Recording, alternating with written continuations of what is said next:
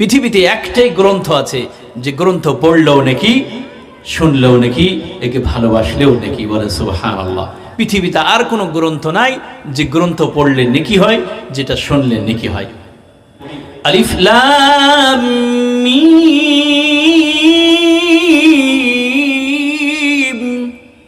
আমি পড়লাম, আপনারা শুনলেন, প্রত্যেকের আমলনামায় 30টা নেকি লেখা হয়ে গেল। বলে সুবহানাল্লাহ।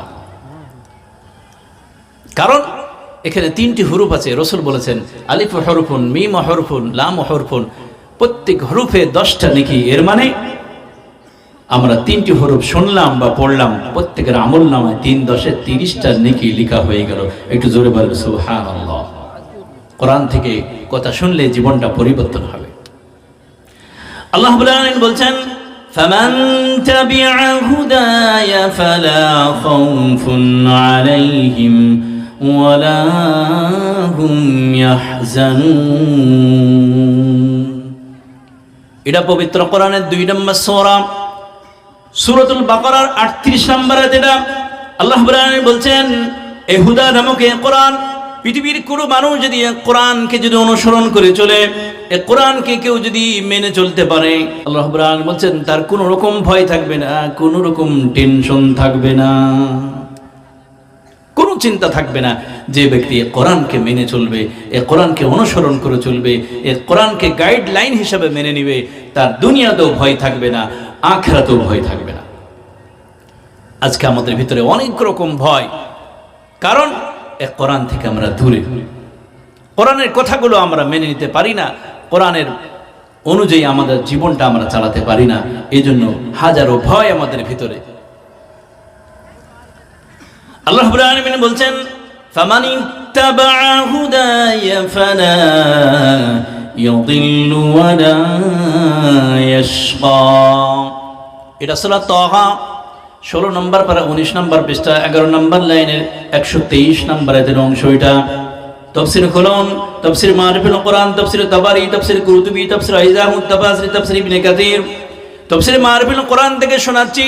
আল্লাহ রাব্বুল আলামিন বলছেন এই হুদা নামক এই কোরআন, পৃথিবীর কোনো মানুষ যদি এই কোরআনকে কেউ যদি অনুসরণ করে চলতে পারে, এই কোরআনকে কেউ যদি অনুকরণ করে চলতে পারে, একে গাইডলাইন হিসাবে যদি মেনে নিতে পারে, আল্লাহ রাব্বুল আলামিন বলেন ফালা ইয়াদিল্লু, সে কোনোদিন পথভ্রষ্ট হবে না, ওয়ালা ইয়াখশা, তার ভিতরে কোনো রকম ভয়ও থাকবে না। আল্লাহ নিজেই বলছেন পৃথিবীর কোনো মানুষ যদি এই কোরআনকে যদি মেনে নেয়, তাহলে তার সে কোনোদিন পথভ্রষ্ট হবে না, আর ওই ব্যক্তির কোনো রকম ভয়ও থাকবে না, দুনিয়াও ভয় থাকবে না, আখিরাতেও ভয় থাকবে না। এটা আল্লাহর কথা, আমার কথা না।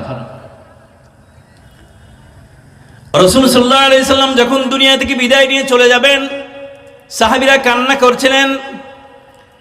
রাসূল সাল্লাল্লাহু আলাইহি সাল্লাম ডাক দিয়ে বললেন, ওগো আমার সাহাবীরা, কেন তোমরা কান্না করছো, তুমি বলো। সাহাবীরা বললেন, ইয়া রাসূলুল্লাহ, আপনি যদি দুনিয়া থেকে বিদায় নিয়ে চলে যান, তাহলে আমরা কাকে অনুসরণ করে চলবো, কাকে অনুকরণ করে চলবো? আমরা হয়তো পথভ্রষ্ট হয়ে যাব নাকি? রাসূল সাল্লাল্লাহু আলাইহি সাল্লাম বললেন, ও আমার সাহাবীরা শোনো, তোমাদের জন্য 2টা জিনিস রেখে যাচ্ছি। তারাকতু ফীকুম আমরাইন, আমি তোমাদের জন্য 2টা জিনিস রেখে যাচ্ছি। পৃথিবীর কোনো মানুষ যদি এই 2টা সাবজেক্ট যদি মেনে নিতে পারে, 1 নম্বর হলো কিতাবুল্লাহ, 1 নম্বর হলো আল্লাহর কিতাব, 2 নম্বর হলো সুন্নতি রাসূলুল্লাহ, 2 নম্বর হলো হাদিস।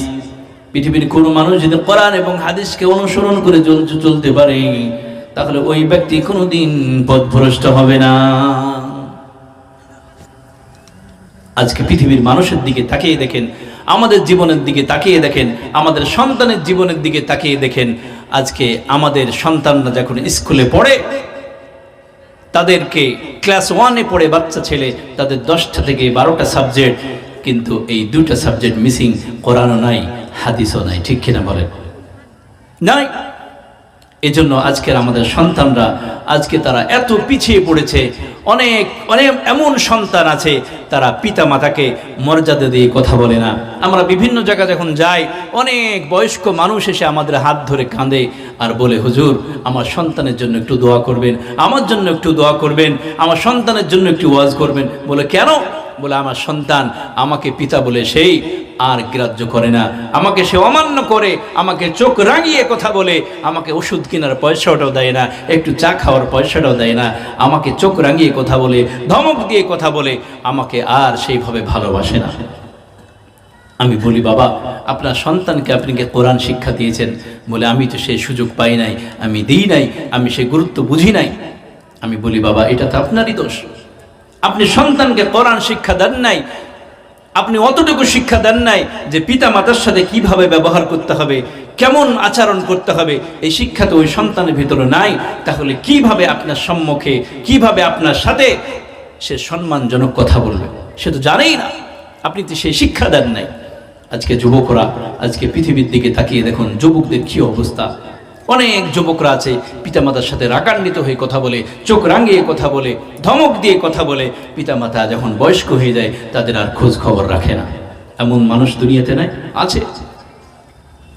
সেজন্য আপনার সন্তানকে আপনি ডাক্তার করুন, মাস্টার করুন, ব্যারিস্টার করুন, কোনো অসুবিধা নাই, কিন্তু ছোট্টবেলায় কোরআনের শিক্ষাটা আপনি দিবেন।